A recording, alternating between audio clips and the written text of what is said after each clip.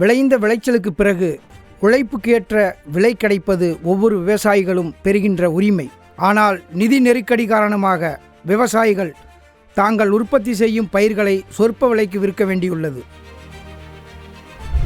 இந்திய அரசும் உணவு மற்றும் பொது விநியோகத்துறையின் கிரெடிட் கேரண்டி யோஜனா மூலம் இந்த பிரச்சினைக்கான தீர்வை கொண்டு வந்துள்ளது.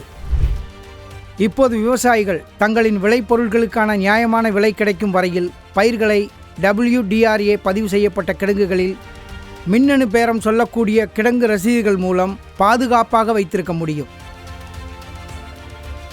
இந்த திட்டத்தின் கீழ் விவசாயிகள் அறுவடைக்கு பின் மிக குறைந்த வட்டி விகிதத்தில் கடன் வழங்கப்படுவதால் அவர்கள் தங்கள் நிதி தேவைகளை பூர்த்தி செய்து சரியான நேரத்தில் தாங்கள் உற்பத்தி செய்ததை விற்க முடியும்.